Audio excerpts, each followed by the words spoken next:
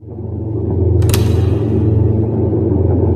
मासूम बच्चे की हंसती हुई क्लिप देखकर किसी का भी दिल टूट जाए। आज हम उसको एक वीडियो के थ्रू याद कर रहे हैं। इस छोटी सी मुस्कुराहट के पीछे ना कोई दिखावा है और ना कोई बुरा ख्याल, बस एक साफ दिल का बचपन है जिसे शायद खुद भी नहीं पता था कि यह दुनिया इतनी भी जालिम हो सकती है। इस 3 साल की मासूम बच्ची का आखिर क्या कसूर था कि इसे इतनी बुरी मौत मारा गया। उस दरिंदे को थोड़ी भी दया नहीं आई इस मासूम बच्ची पर।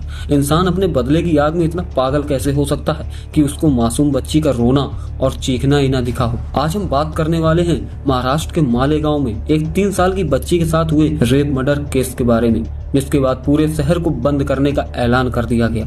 हजारों लोग सड़क पर आ गए और स्टेट मिनिस्टर को ग्राउंड पर उतरना पड़ा। सरकार से लेकर अपोजिशन तक सबने स्टेटमेंट्स दिए, fast track court, death penalty, सब प्रोमिस किए गए। पर सवाल अब भी यही है कि क्या नेताओं की तरफ से ये सारे बयान पब्लिक का गुस्सा ठंडा करने के लिए हैं या फिर इस बच्ची को सच में इंसाफ मिल पाएगा। वीडियो में आगे बढ़ने से पहले मेरी आप सबसे रिक्वेस्ट है कि इस वीडियो को एंड तक जरूर देखना। यह मैं इसलिए नहीं कह रहा क्योंकि मैं अपनी वीडियो में रिटेंशन बढ़ाना चाहता हूं, बल्कि मैं इसलिए कह रहा हूं क्योंकि मैं इस केस से ज्यादा लोगों में अवेयरनेस फैलाना चाहता हूं। तो चलिए इस केस में आगे बढ़ते हैं। 16 नवंबर 2025 मालेगांव नासिक डिस्ट्रिक्ट के डोंगराले विलेज में एक फैमिली रहती थी जिसमें एक 3 साल की बच्ची, उसके माँ बाप, उसकी 1 साल की छोटी बहन और दादा दादी रहते थे। उसकी मम्मी हाउसवाइफ थी और उसके पापा एक फोटोग्राफर थे। उस दिन इस बच्ची के पापा फोटोग्राफी के काम से बाहर गए हुए थे। रोज की तरह यह 3 साल की मासूम सी बच्ची अपने घर के पास बाकी बच्चों के साथ खेल रही थी। उसकी माँ, छोटी बहन और दादा दादी घर में ही थे। इस बच्ची की माँ को यही लग रहा था कि उनकी बेटी रोज की तरह घर के बाहर ही खेल रही है, टाइम होने पर आ जाएगी। काफी टाइम हो गया लेकिन ये बच्ची अभी तक घर नहीं आई।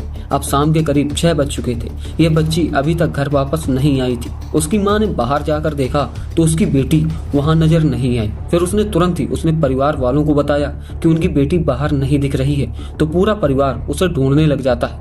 उन्होंने सबसे पहले इस बच्ची को पूरे गांव में ढूंढा तो उन्हें पता चला कि जितने भी बच्चे उसके साथ में खेल रहे थे वो अपने अपने घर जा चुके थे। लेकिन जब वह कहीं भी नहीं मिली तो अराउंड 7 बजे के आसपास उसके परिवार वालों ने पुलिस को इन्फॉर्म कर दिया। पुलिस तुरंत डोंगरे विलेज पहुंचती है और इन्वेस्टिगेशन शुरू कर देती है। सबसे पहले पुलिस ने उस बच्ची के परिवार वालों से पूछताछ की तो उन्होंने बताया कि वो रोज की तरह घर के बाहर ही बाकी बच्चों के साथ खेल रही थी। लेकिन थोड़े टाइम बाद जब उसकी आवाज आनी बंद हुई तो उन्हें लगा कि वो पास के किसी घर में खेलने गई होगी, लेकिन वो वहाँ भी नहीं थी। पुलिस ने गाँव वालों से भी पूछताछ की लेकिन उनसे इतना कुछ पता नहीं चल पाया। फिर पुलिस ने उन छोटे छोटे बच्चों से पूछा जो उस बच्ची के साथ में खेल रहे थे कि उनकी फ्रेंड कहाँ है, तो उन बच्चों ने बताया कि एक अंकल आए थे, उन्होंने उसको चॉकलेट दी और अपने साथ ले गए। पुलिस को बाद में पता चलता है कि वो कोई और नहीं बल्कि भीड़ में शामिल एक 24 साल का लड़का है जो गांव वालों के साथ उस मासूम सी बच्ची को ढूंढने का नाटक कर रहा था। उसका नाम था विजय खेड़नार। विजय खेरनार एक कंस्ट्रक्शन वर्कर था जो उस बच्ची के घर से करीब 200 मीटर की दूरी पर रहता था।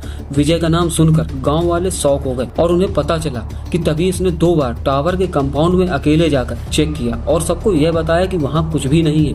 लेकिन जब पुलिस ने मोबाइल टावर के कंपाउंड में जाकर चेक किया तो उन्हें वहाँ उस 3 साल की मासूम सी बच्ची की डेड बॉडी मिलती है। उस बच्ची की बॉडी को देखकर किसी की भी रूह कांप जाए। उसके कपड़े फटे हुए थे, उसकी पूरी बॉडी पर बहुत सारी चोटें आई हुई थी, बल्कि उसके सर को एक पत्थर से कुचला गया था। पुलिस ने तुरंत विजय को अरेस्ट किया और उसको मालेगांव पुलिस स्टेशन लेकर गए। पुलिस ने कोर्ट से 7 दिनों की कस्टडी मांगी और उससे पूछताछ शुरू की तो उसने बताया कि उसका उस बच्ची के पापा के साथ 1 महीने पहले झगड़ा हुआ था और जब उसने उस बच्ची को बाहर खेलते हुए देखा तो उसके दिमाग में बदला लेने का ख्याल आ गया। उसने यह भी बताया कि उसने शराब पी हुई थी। वह बच्ची के पास जाता है और चॉकलेट का लालच देके उसे सुनसान जगह पर ले जाता है। उस मासूम बच्ची को क्या ही पता था कि इस हैवान के दिमाग में क्या चल रहा है।